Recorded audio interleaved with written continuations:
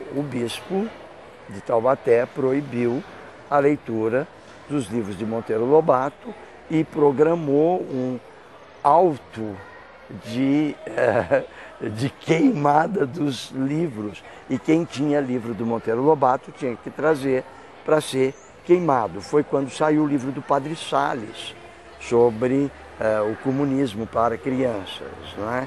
E isso foi o grande motivo, então, dessa fogueira, né? Eu não assisti, etc., mas até algum tempo atrás isso era muito forte. E persiste ainda essa história, não é? E então a minha presença aqui no Diocesano foi muito dinâmica, porque fora tinha toda a campanha feita pelo seu Oswaldo Guizar, da Marchou Flambeau e toda a Semana Monteiro Lobato, apoiada pelo Lions Club e tudo mais. Mas os católicos deveriam ficar de fora dessa movimentação. Havia outras interferências, por exemplo, não é? Eu fiquei aqui, eu não estou seguro da data limite, mas eu tenho a impressão que eu fiquei no Diocesano até 1974 ou 75, tomando conta mesmo dessa nova experiência pedagógica. Eu convidei professores jovens, os padres que frequentavam, os clérigos, os seminaristas, acabaram ficando isolados, a escola ficou mesmo só ficou laica, né? Mas eu era contra a participação obrigatória dos alunos na procissão.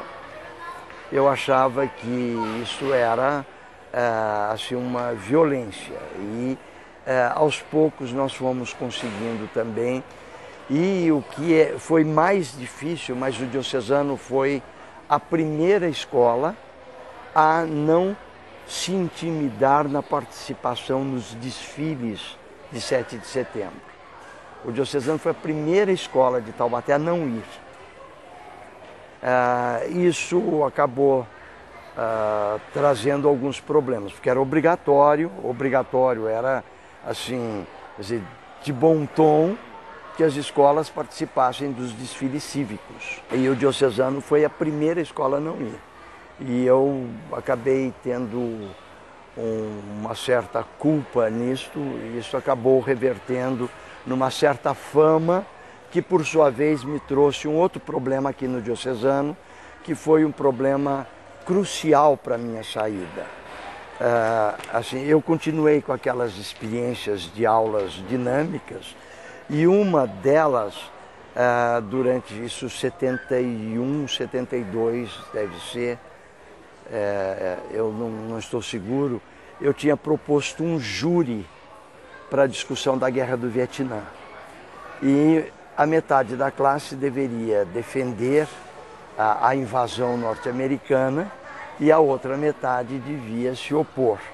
E para isso os alunos tinham que estudar onde ficava o Vietnã, quantos soldados iam, né, quantos não iam. E aí nisso entrava a música da Joan Baez, que, enfim, e todo o movimento psicodélico que começava, enfim, toda aquela movimentação.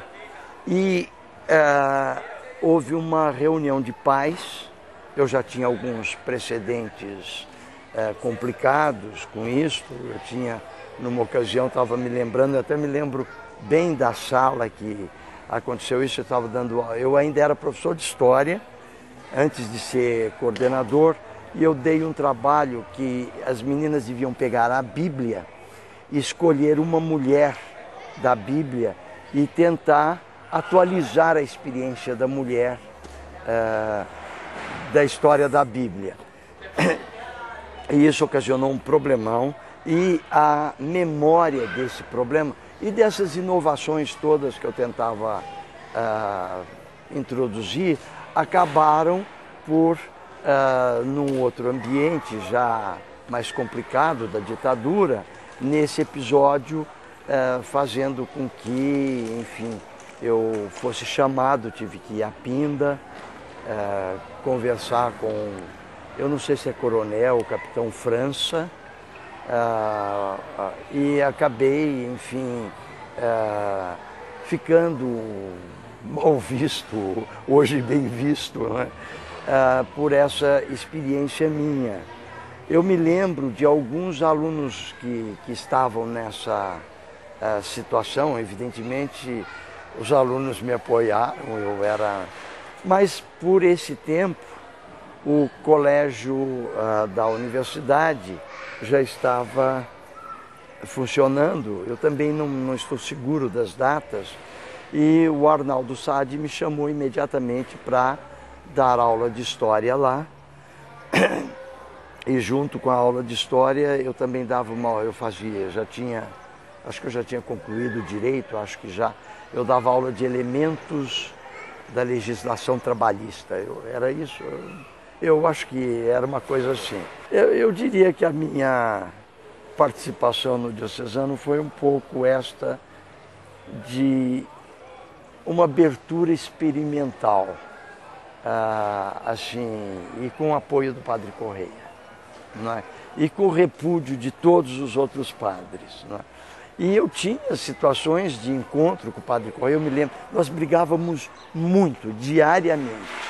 E uma vez nós brigamos mais fortemente porque ele era muito impaciente com funcionários incompetentes. E ele ofendeu uma secretária que eu gostava muito e ela chorava. E aí eu fui brigar com ele e nós brigamos feio, né? E no final do dia ele me chamou, mandou me chamar, eu falei, bem, agora eu estou sem emprego, não é? E nós tomamos um vinho, uma garrafa de vinho, e ele tinha essa coisa. O Paulo Ernesto lembrou, ele tinha um carmanguia. Quer dizer, você pensar isso no começo da década de 70, um padre com carmanguia, não é? Todo galã e todo... Não é? E assim foi uma figura incrível. E depois eu também comecei já no final a ter alguns dissabores com o Diocesano, e um deles foi um fator que virou um grande sucesso do Diocesano, que era uma tal de fanfarra. Eu achava que isso era uma bobagem que privilegiava um grupo, mas aí veio alguém que corretamente respondia a um anseio que não era meu, mas era de uma coletividade, e começou a apostar na fanfarra, e aí essa coisa cresceu com as outras fanfarras de Taubaté, e eu falei, não dá mais para mim. Eu acho que foi por aí a sua experiência. E eu nunca mais tinha entrado aqui até hoje.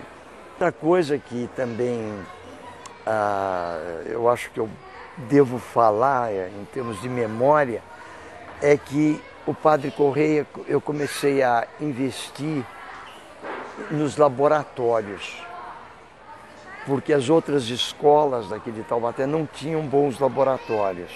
E nós começamos a pôr laboratório de química e algumas coisas assim. Passei por todas as fases, de professor a orientador, depois a gestor pedagógico, né?